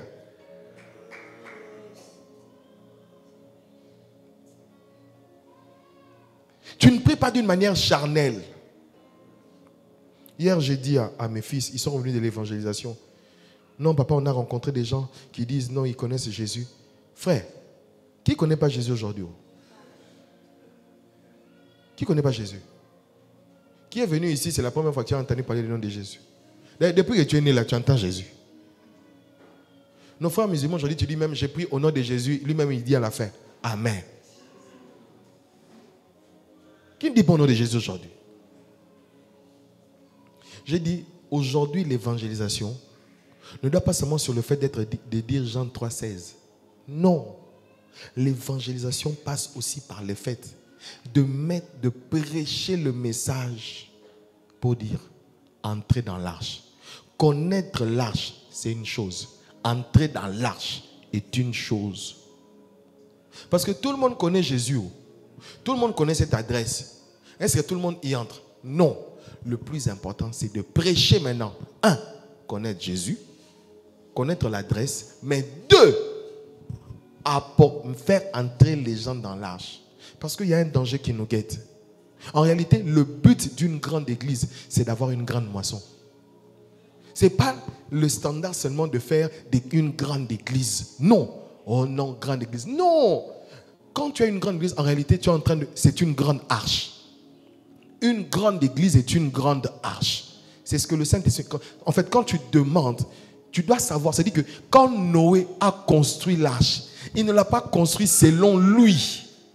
Il a construit selon les dimensions de Dieu, en fonction de ce que Dieu voulait faire entrer. Alors quand tu bâtis l'église, tu ne bâtis pas selon toi. Tu bâtis selon les dimensions des choses que Dieu va faire dans ton ministère. C'est ce qu'il est en train de me dire.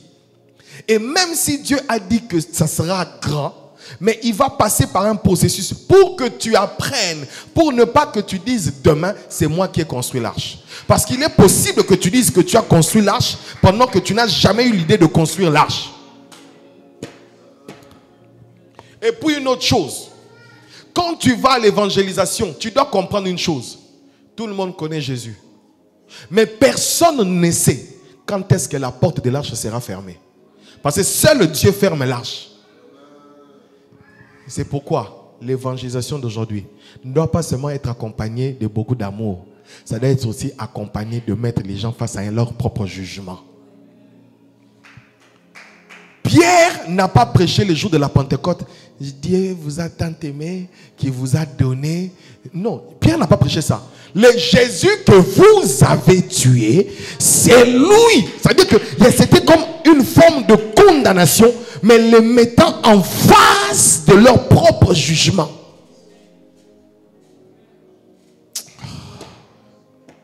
Et si on ne prêche pas comme ça, on ne gagnera pas les âmes. Parce que tout le monde aujourd'hui connaît Jésus. Jésus est à la mode. Tout le monde a Zara. Tout le monde connaît Zara, mais tout le monde n'a pas Zara. D'ailleurs, pour maintenant, les Chinois font maintenant Zaro. C'est quoi? Plusieurs n'ont pas Jésus. Ils ont Jésus. Ils vont dans les églises, mais ils ne sont pas dans l'arche.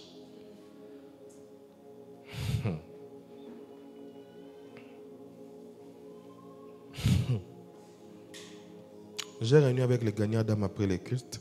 J'ai réuni avec les jeunes après les cultes. J'ai réuni après les cultes. Et je vais recevoir ici, je crois. Donc, frères et sœurs, et la chorale aussi. Frères et sœurs, je peux vous dire la vérité. Si vous ne connaissez pas la volonté de Dieu, vous risquez de prier être frustré. Parce que la volonté de Dieu, c'est qu'une église doit être grande. Mais une église n'est pas grande par les émotions et les sentiments du pasteur. Elle est grande et forte par les émotions et les sentiments de la volonté divine. Maintenant, si tu ne te synchronises pas à la volonté de Dieu, tu risques de passer à côté de tout. De tout, tu passes à côté de tout.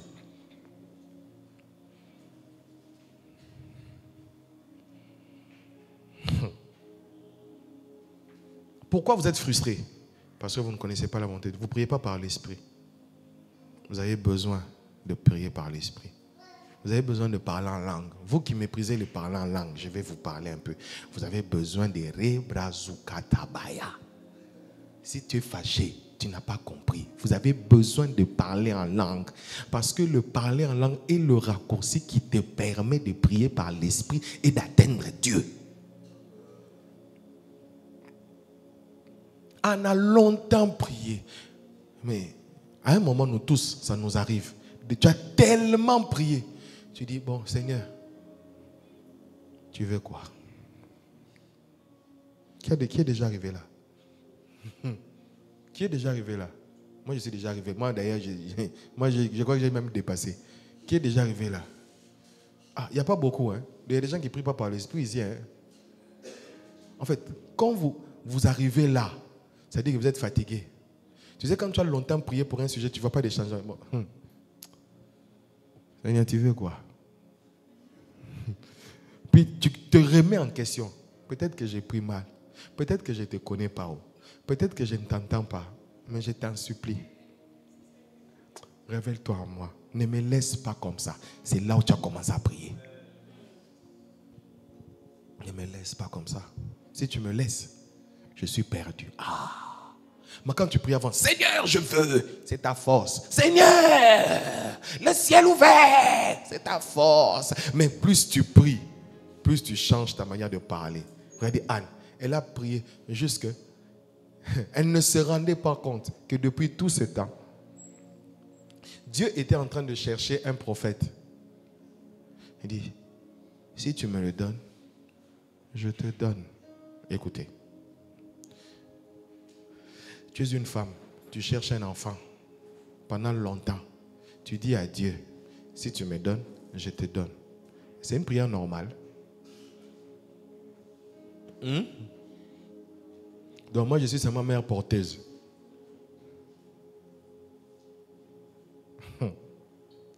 Quand vous demandez quelque chose selon Dieu, par l'esprit, la Bible dit, fais de l'Éternel tes délices et il te donnera ce que ton cœur désire. En réalité, si ton cœur est tellement rempli de Dieu, même tout ce que tu demandes, il y a Dieu dedans. Et Anne était arrivée à un niveau, elle a prié, elle a prié, elle a prié, elle s'est rendue compte que le ministère que je fais, la prière que je demande, tout ce que... Ah, pourquoi Dieu veut te donner un enfant? Puis elle m'aimerait par l'esprit. Maintenant, quand tu es par l'esprit, tu dis, tu prends conscience, tu as une vision, tu as des pensées. C'est pourquoi quand tu pries par l'esprit, il y a des pensées qui traversent ton esprit. Il y a toujours des pensées qui viennent. Frère, ce n'est pas des pensées où je chasse l'esprit.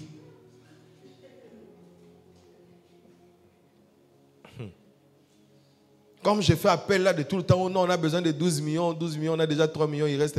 Tu attends, oh non, Seigneur, donne-moi l'argent. Pendant que toi, tu vas acheter ta propre maison, donne-moi l'argent. Puis tu sens la pensée, ouf. Tu me vois, moi, en train de demander la parcelle, je passe, waouh. Esprit de distraction, sort d'ici. Oh, mais ça vous arrive beaucoup. Je sais. Oh, je sais. Il y a plusieurs personnes ici, Dieu leur a dit, donne tel montant. Il vient me voir, papa, Dieu m'a convaincu de vous donner tel montant. Il me dit, Dieu m'a convaincu de donner 1 million, pendant que Dieu lui avait demandé de donner 3 millions. Je sais. Tu me donnes 300 000 pendant que c'était 3 millions. Je sais. Tu l'as fait par la chair. Tu es en train de faire comme Ananias et Saphira. Mais je te comprends. Dieu va t'aider maintenant. Oui, c'est comme ça. À chaque fois que je me suis soucié pour ma vie, pour mes études, je suis allé devant Dieu. J'ai dit, Seigneur, moi je dois étudier, moi je dois finir mes études, moi je dois faire ceci, moi je dois faire cela. La nuit quand je dors, je me vois devant des foules, je suis en train de prêcher. J'ai dit, c'est pas ça que j'ai demandé. Ce n'est pas ça. Ce n'est pas ça. Frère, les rêves que tu vois contradictoires à la prière, ça indique la volonté de Dieu. Ça indique la volonté de Dieu dans ta vie. Mais tu es tellement têtu. Tu veux seulement le mari là. Père, il ressemble à une pizza. 4 saisons.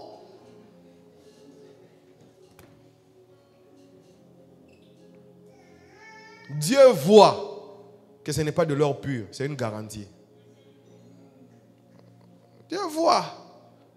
Il brille pour un moment. Attends que Dieu le bénisse un peu, tu vas voir. Il aura aussi la femme de sa bénédiction. Oh, mais je vous dis la vérité. La plupart de ces personnes qui sont mariées sans la volonté de Dieu sont en train de pleurer aujourd'hui. Ils sont en train de pleurer aujourd'hui. Ils sont en train de pleurer. Ma soeur, si on met une caméra, tu ne sauras pas ce que ta femme fait quand tu dors et tu ronfles. Elle se réveille et dit vraiment, Dieu, pourquoi tu m'as laissé celui-ci? Si Dieu n'était pas un péché, mon frère, tu es déjà mort il y a longtemps. Je vous dis la vérité. Je vous dis la vérité. Aimez la volonté de Dieu. Même si c'est dur, c'est sa volonté. C'est toujours bien pour vous. Les enfants aiment des chocolats, mais quand tu lui donnes des légumes, ils n'aiment pas. Mais ce qu'il ne sait pas, ça fortifie ses os. Il veut des bonbons, toi tu lui donnes du lait. Il trouve que tu l'embêtes, mais ça le fortifie. Dieu est comme ça même avec nous. Même quand nous grandissons, nous voulons tous être dans des Range Rover, nous voulons tous des villas, triplex. Si on ouvre ta tête, je te donne les micros, tu nous donnes tes rêves. Personne n'a des rêves de pauvreté ici. Personne. Tu as au moins 5 maisons à toi. Vrai ou faux? Vrai ou faux? Maintenant, ma question, tu as 5 maisons, pourquoi? Quand le plan de Dieu n'est pas dans ce que tu fais. En fait, le Saint-Esprit m'a dit, pour Anne, ce n'était pas qu'un vœu. C'est la forme du français. Mais c'était une prière spirituelle. Par l'Esprit, elle a compris que Dieu cherche un enfant pour le servir. Et après, quand elle a donné cet enfant Samuel, Dieu lui a donné 5 enfants. En réalité, je vais vous dire une vérité. Quand Dieu veut que Samuel sorte de toi, sache que Samuel est aussi le bouchon qui empêche 5 autres de sortir. Si tu ne donnes pas Samuel, tu vas mourir vieille, frustrée, aigrie, sorcière. Ton problème, c'est que Dieu ne m'a pas donné. Non. En réalité, Dieu veut que ce qu'il te donne, que tu lui donnes. Alors Dieu veut d'abord que tu te rassures, parce que le premier qui doit sortir de toi, c'est Samuel. Ton problème, c'est que le premier qui doit sortir de toi, c'est Samuel. Si ce n'était pas Samuel, Anne, tu allais avoir tes 5 enfants comme Pénina. Maintenant, toi, tu es différente. Regardez Marie. On vient lui dire, tu es bénie entre toutes les femmes. Vous savez que Marie, la Bible dit, Marie n'avait rien compris de la salutation de l'ange. C'est ce qui est écrit. Marie n'avait rien compris de la salutation. Et maintenant, quand l'ange l'explique, il dit, mais j'ai pas d'homme. J'ai pas d'homme. Puis à la fin, elle ne s'est pas battue avec la volonté de Dieu. Elle dit, je suis la servante du Seigneur. Qu'il fasse comme tu as dit. C'est-à-dire que si ça vient chez moi là, moi je n'ai pas compris. Que lui fasse. Moi je ne fais pas. Parce que je ne connais pas d'homme. Je ne remplis pas le critère d'avoir ce que tu dis. Mais je me suis rendu compte que lui veut faire comme il a décidé de faire, alors que lui fasse comme il a dit. Le plus grand problème que nous avons à l'église, c'est ça. Comme Marie, comme Anne. Le fait de s'abandonner totalement dans la prière pour dire, ok, je laisse.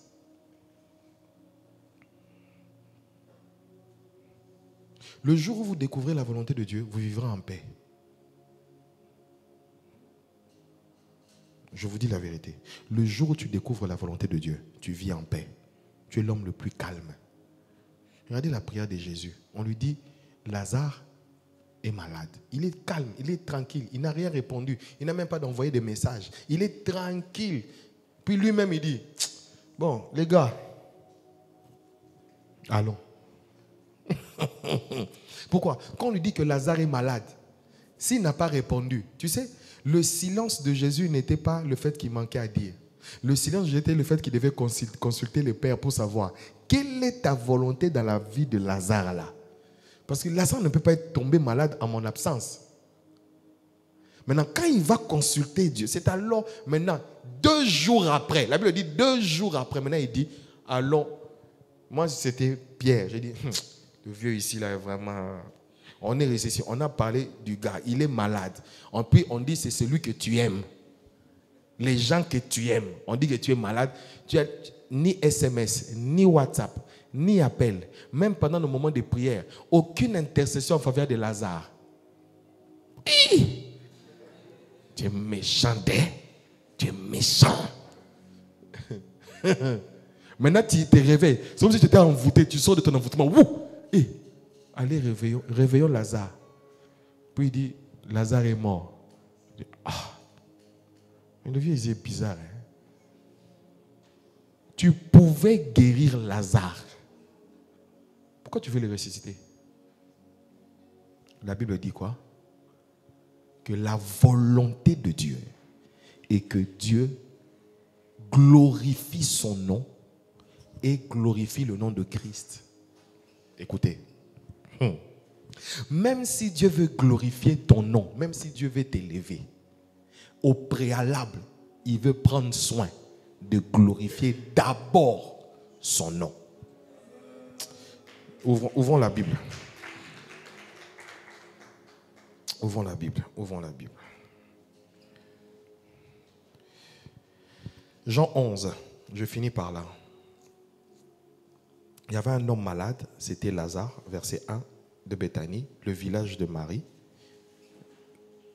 et de sa sœur Marthe. Marie était celle qui versa du parfum sur les pieds du Seigneur, qui les essuya avec ses cheveux. C'était son frère Lazare qui était malade.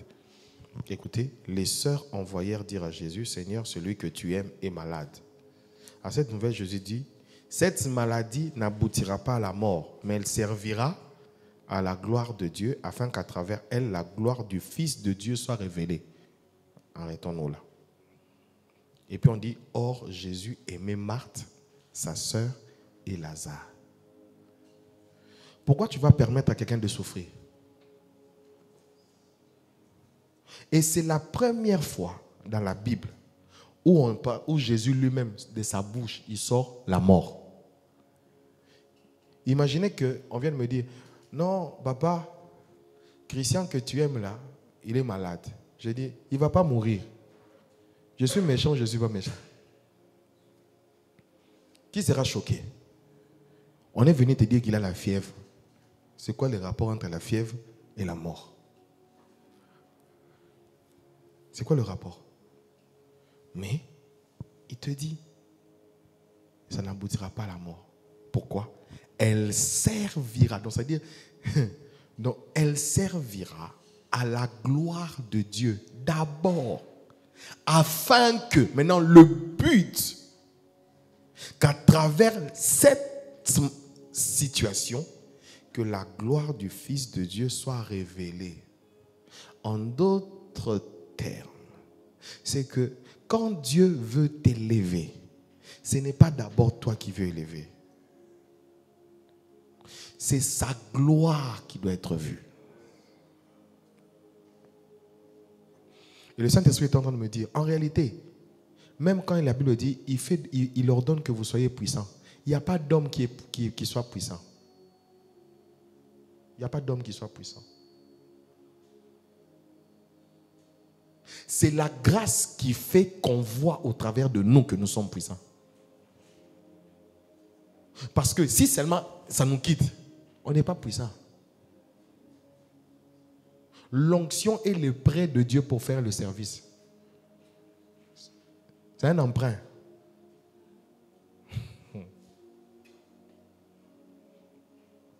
Il dit, ça servira à la gloire de Dieu.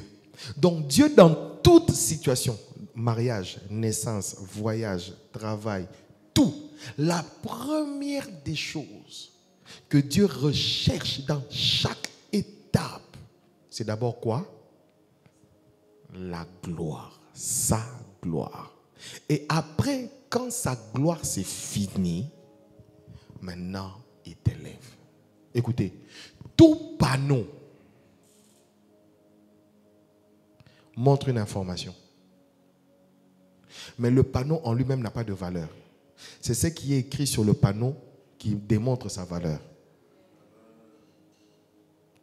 Ta vie est un panneau. Et sur ta vie, c'est Dieu qui doit être écrit. Plus on parlera, on verra la gloire de Dieu, on verra la beauté du panneau. C'est ce que tu dois comprendre. On voit un panneau non pas parce qu'il est grand. Il y a combien de panneaux que nous dépassons, il n'y a rien dedans. Il y a même de ceux il y a même des publicités, on ne regarde même plus. Mais il y a des informations qu'on voit sur le panneau. En réalité, ce qui est plus important, ce n'est pas le panneau qui est élevé, c'est l'information qui est là. La gloire de Dieu est d'abord vue et ensuite, qu'est-ce qui doit être vu? Qu'est-ce qui sera révélé? C'est la gloire du Fils. Et je vous assure, après la résurrection de Lazare, le ministère de Christ est passé dans une autre dimension. Non pas parce qu'il le voulait, parce qu'il fallait d'abord que la gloire de Dieu se manifeste. Si dans votre vie, vous êtes dans la volonté de Dieu, tout sera en fonction de la gloire de Dieu. Et cette gloire de Dieu se fera accompagner de la révélation de la gloire du Fils de Dieu. C'est très important. Pourquoi j'ai les numéros de mes pères de la Côte d'Ivoire. J'ai les numéros. J'ai le numéro du Bishop Amazou, j'ai le numéro de Papa Sanogo, j'ai le numéro de mes pères. Hein.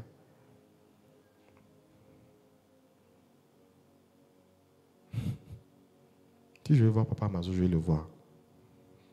Je vais le voir. Papa Sanogo m'a même dit, tu peux me voir quand tu veux. Mais regardez ce qui se passe. Un homme meurt. On prend toutes les communications. On met sur Facebook. Papa, tu m'avais écrit que tu viendras à mon activité. Papa, tu es mort. La gloire à Dieu. Non, tu veux nous montrer que tu as le contact.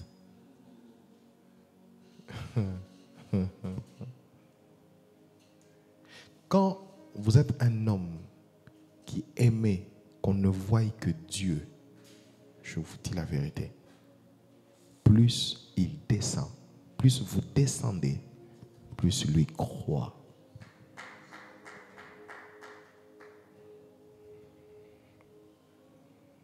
Je n'ai pas besoin d'une photo pour prouver que je suis le fils du pasteur Marcelo. Celui qui sait, sait. Celui qui ne sait pas, ne sait pas. Mais quand tu m'écoutes, quand tu me vois travailler dans la puissance, tu sais voir que c'est le fils de l'apôtre. Mais je n'ai pas besoin de montrer une photo. Tu n'as pas besoin de dire Dieu, Dieu, Dieu. Car il est possible que tu dises Dieu, Dieu, Dieu, sans qu'on ne voie Dieu. Regardez comment les hommes travaillent. Lazare est malade. Qu'est-ce qu'il vient? Qu'est-ce qu'il fait? Il vient lui-même pour guérir Lazare. Il y a des personnes pour qui nous prions. On ne doit pas prier pour eux par rapport à ça. Jésus n'a pas prié. Hein. Jésus n'a même pas envoyé une parole. Et ça ne mènera pas à la mort. Mais il est mort. En réalité, Jésus voulait dire, ça ne mènera pas à la mort éternelle parce que je vais le sortir de là. Il est mort. Mais il dit, ça servira à la gloire de Dieu. Il arrive. Il pleure. Il pleure. La Bible dit, il pleura. C'est pour montrer qu'il aimait. Ah, vraiment, Jésus a pleuré. Donc, ça dit que s'il était ici, puis on va appeler Marthe et Marie. Ah, Seigneur, si tu étais ici, notre frère ne serait pas mort. C'est vrai. Si j'étais là, votre frère ne serait pas mort. Mais Dieu, dans sa grande divinité, grande sagesse, il a permis que je ne sois pas là. Parce que Dieu m'a révélé que si tu crois, tu verras la gloire. Mais pour que ce passage soit effectif, il faut que Lazare meure. Il y a certaines situations de votre vie, vous priez, mais ça doit mourir. Si ça ne meurt pas, vous ne vivrez pas le miracle, la gloire.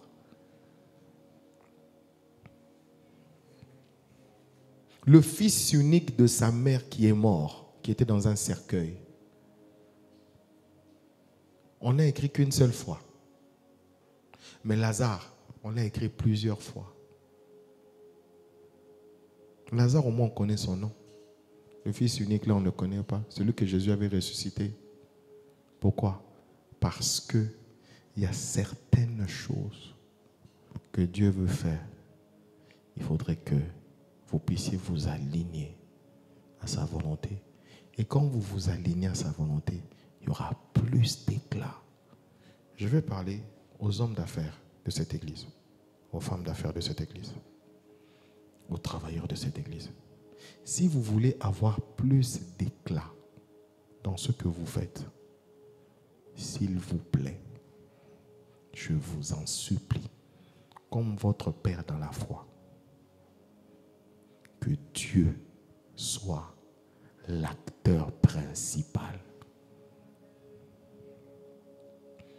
Qu'il soit le sujet et l'objet pour lequel vous faites. Si du début à la fin il y a Dieu, votre entreprise, là où vous travaillez, sera un panneau. Parce que Dieu voit que vous vous êtes disposé pour être un canal par lequel la gloire de Dieu se manifeste. Si vous voulez votre propre gloire, Dieu vous laissera. Mais si vous voulez la gloire de Dieu, il faudrait que Dieu passe devant. Et Dieu passe devant. Quand Dieu vous donne une entreprise, il vous donne des hommes. Ces hommes doivent être gagnés à Christ. Il voit que derrière cette entreprise, les âmes sont gagnées à Jésus.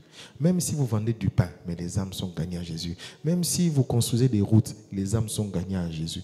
Qu'il voit que des âmes sont gagnées à Jésus au travers de vous. Et qu'il voit que les principes bibliques qui régissent la parole, vous l'appliquez. Les dîmes, les sémences et autres, vous les appliquez. Mais qu'il voit que vous ne vivez pas pour que vous soyez dans les Guinness records, mais qui voit que vous vivez pour lui. Une vie qui est totalement donnée à Dieu est une vie qui resplendira toujours. Lève tes mains, je vais prier pour toi, on va finir là. Seigneur, donne à chacun de nous de pouvoir comprendre ce qui a été dit. Donne-nous, Seigneur. En prier, en connaissant ta volonté dans la prière, en priant mais aussi en lisant ta parole pour connaître ta volonté. Et donne-nous à prier par l'Esprit. Saint-Esprit, je t'en supplie, parle-nous. Parle-nous. Esprit de Dieu règne. Parle-nous.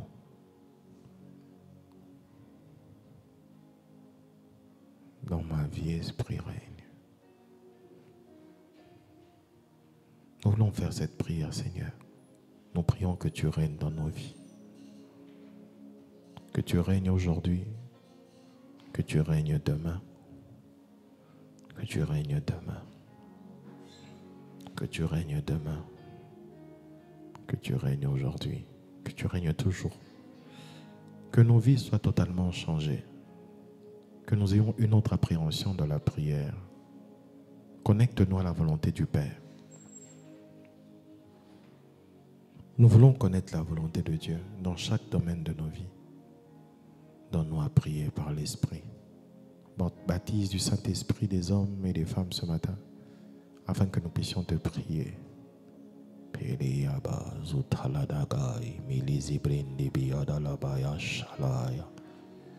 Répands les dons. Répands les dons. Fais-nous grâce à prier dans ta volonté. Au nom de Jésus. Amen. On acclame Jésus.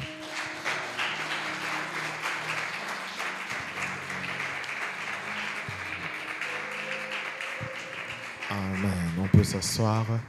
Que Dieu soit béni. Le Seigneur m'avait dit depuis le mois de juin que le mois de juillet sera un mois de beaucoup de puissance. Je l'avais oublié, je l'avais vraiment oublié.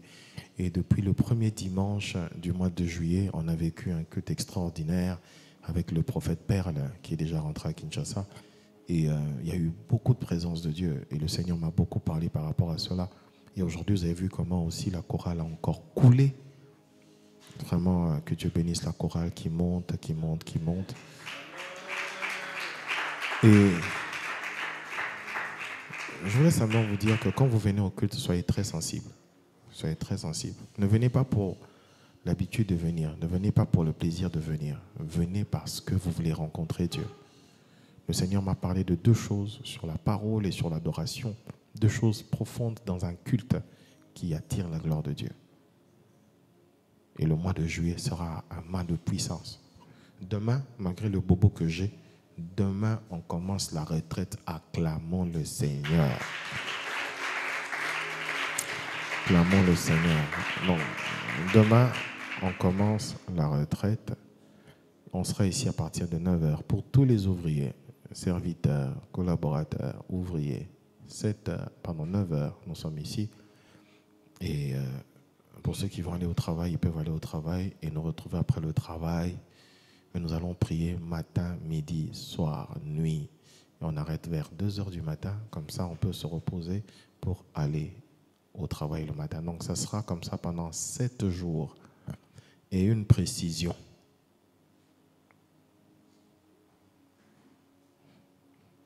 Samuel, tu ris de la précision là. Une précision, nous sommes à jeûne. À jeûne pendant 7 jours. Nous allons manger le pain et boire le thé. Le pain et le thé, premier jour et deuxième jour, moi-même je vais superviser le chargement du pain. On mange qu'ici. Tu vas là à la maison, tu vas dire non, le Saint-Esprit m'avait convaincu de rajouter un peu de sardine. Non, non, on mange ici. Et je dis, tout ouvrier qui va manger, tu vas vomir ça pendant la prière. Tu ne vas pas comprendre. Ça sera comme un démon qui va sortir. Vous doutez? Essayez. Tu auras honte de toute façon. Donc, du pain avec la margarine. Du pain avec la margarine. Puis, du thé avec du lait et du sucre. Au moins, vous avez le lait pour être fort. Amen. Hein? Amen. Donc, nous sommes ici du lundi jusqu'au dimanche. Mais quand vous venez le samedi, sachez que samedi nuit, on va prier jusqu'au dimanche et l'église sera enflammée. Et nous commençons la 2e année, donc nous devons la commencer dans la prière. Pour moi, ce n'est pas une fête, hein, ce n'est pas une célébration. Je ne veux même pas écrire 2 ans de l'église à compassion, je n'ai pas besoin de ça. J'ai besoin maintenant de l'onction parce que là, je vois que j'ai déjà mis les bases. Maintenant, il faut next step. Je ne le dis pas parce que ce sont mes émotions, mes sentiments. Je dis ça parce que maintenant, je vous dis la vérité, quand Dieu vous appelle, vous comprenez un petit peu la volonté de Dieu plus en avançant. Au début, vous venez avec beaucoup de zèle, mais plus vous avancez, Dieu tue des choses, Dieu met des choses. Et pendant 2 ans, le Seigneur m'a fait comprendre le peu que j'ai là. Non, c'est ce qui fait la base d'une vie et d'un ministère. Donc, on a besoin de prier. Et chaque année, il y aura ce qu'on appelle la semaine des ouvriers. Ça, c'est la semaine des ouvriers. Donc, toi qui aimes les cultes en ligne, déjà, tu as vu, jeudi, il n'y avait pas de culte en ligne. Mardi aussi, il n'y aura pas de culte en ligne. On sera ici. S'il faut qu'on tombe, on va tomber nous tous ici. S'il faut vomir, tous nous allons vomir ici. S'il faut, oh non, puissance. Mais je demande au protocole, s'il vous plaît, il faut être sage. Les chaises là, c'est l'argent. Les gens peuvent tomber, mais les chaises ne peuvent pas se casser. Pardon. Le jeudi là, j'ai prié, je disais, Saint-Esprit, s'il te plaît. S'il te plaît. Il y a des frères qui sont gaillards, donc quand ils tombent, c'est 2-3 chaises qui peuvent se casser. C'est 6 000 fois 3, ça fait combien? 18 000. Quand tu es un simple serviteur, tu prêches, tu fais tomber les gens, tu es heureux. Mais quand un pasteur fait tomber les gens, il compte. 6 000, 6 000, 6 000. Et 30 000 encore, Seigneur. Je suis devenu pasteur, donc je fais des trucs avec beaucoup de sagesse. Beaucoup. Mais, si les chaises doivent se casser, pour la gloire de Dieu, ça se casse. Ça se casse aussi. Mais, je ne suis pas quelqu'un qui veut casser les chaises. Si tu veux casser les chaises, prie chez toi. Quand tu veux tomber, tu prends ta chaise, tu mets à côté, tu tombes sur ça. Tu casses ça toi-même. Ça, c'est bon. Amen. Donc, on se retrouve demain. Et vraiment, sérieusement. Ne venez pas à la fin du culte me dire, oh non, papa, moi j'ai des problèmes d'estomac. Toi, tu as des problèmes d'estomac seulement à partir du 7 jusqu'au 13. Ne viens pas me dire ça. Et je vous dis, si on est à 2, on va prier à 2. Je sais ce que Dieu m'a dit et je sais ce que je vais faire après le 13. Je sais. Ma femme m'a dit de ne plus dire, donc je ne vais plus dire. Je sais ce que moi je vais faire après. On se retrouve ici, vraiment. Et les années qui vont venir, la semaine des ouvriers va précéder toujours ce qu'on va appeler la semaine de gloire, qui sera une conférence qu'on va organiser. Et je prie vraiment que dans les temps à venir, on sera avec mon frère, puis mon père, puis après peut-être l'apôtre.